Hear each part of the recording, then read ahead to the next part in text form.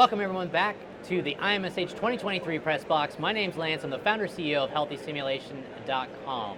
And so really excited today to be talking with Jennifer Calzada, who is helping to run the new simulation fund, or the Sim Fund, for the Society for Simulation in Healthcare. One of the things that's new and being announced here at the show, which I just learned has become the most attended IMSH show ever, with almost 4,200 attendees or thereabouts, with the most number of exhibitors. So congratulations. I know you're on the board, so tell me a little bit about your role and your background with regards to the board and this new simulation fund. What is it? Sure. So my day job is Tulane School of Medicine. Okay. I have been on the boards. I was appointed by Julie Maxworthy during her presidency, and so I'm entering my third year as an at-large director. Okay. I was also asked to chair this effort to try and launch a philanthropic fund. The Society's 24 years old. Many people have had very long, very successful careers in this field and wanted a way to basically pay it forward, like we all say. Right. To give back either to those just entering the field, but also to help support some of those programs that are probably beyond the means of the Society funding without, doubling rates, which nobody wants. So it's a way to fund much larger research projects, to add in some technology innovation awards, and then also those needs-based scholarships that come under the Beverly Anderson Fund. Okay. Those have existed for many years, but the travel stipend has never increased. It's $1,000, which we all know doesn't really cover a whole lot for this. This is a long meeting, it's a long week. And especially for our international members, $1,000 is not going to cover it. Of course, and so especially those from developing countries, just the flight alone, and then the challenges that they have with regards to obtaining a visa, not to mention the cost. So this fund is being set up to act as a donation opportunity from the community for those that want to give back or give more, maybe personally as opposed to their institution, which is usually kind of helping to front the bill with regards to travel and accommodation. And so here we have a way for the community to provide additional support in a variety of means. So, folks might be aware that the SMILE program from Amazon, I believe, was just announced as being canceled. They apparently didn't make enough money last year, so they're taking away the opportunity, which I know that the Society and other nonprofit organizations have had the opportunity to take advantage of in the past, wherein you make a small donation every time you make a purchase, and that was helpful to groups because obviously we could share about that. That's going away though, so here's instead a different kind of way that we could provide for these types of opportunities.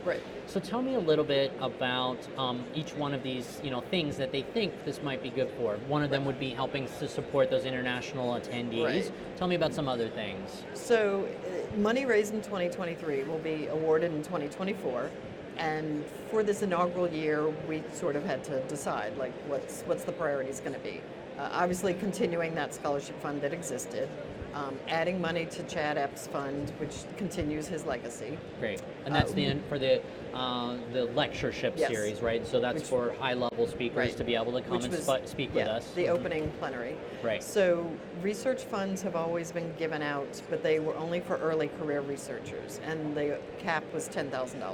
Okay. So the Research Summit, a lot of what was talked about on Friday and Saturday was all of these areas that they've identified, the 12 areas that have gaps in knowledge and we need more research done. Everyone was saying, but that takes money. Well, fortunately, we had a little foresight that this was coming. So, can we give R01 NIH level money? No, I don't think so. But we can be the stepping stone to get that, because to get that R01, you need some background data.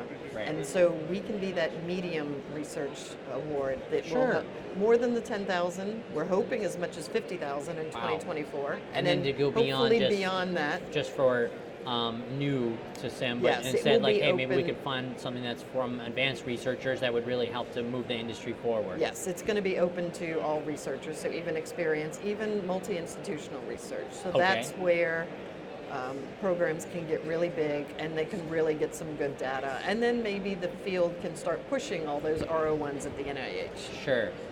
The new area is going to be the SimVentors Innovation Award. Great. It's brand new. Actually, it's so new, it's not completely determined exactly what How that that's gonna awards, work out. how it's going to Okay. work out. We've had So a couple discussions with the TBD technology. on that. Yeah, TBD on exactly what that is. We've had a couple meetings with the technology committee, like, hey, if we gave you money, what would you do with it? Right.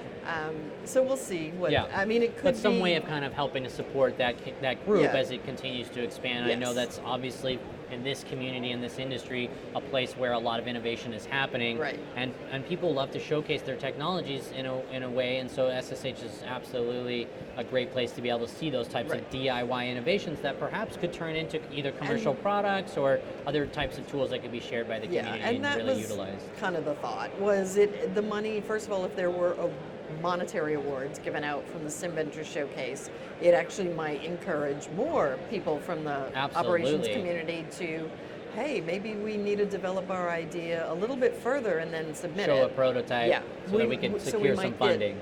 We might get Very cool. products that are much further along in their iterative process. Right. But also it can be seed money for things that maybe could potentially go to market. This might be your little, seed money to make that happen. Right, a little bit of investment from the community Right. to support these types of initiatives in a way that will enable the company to get started and really Right. grow from there.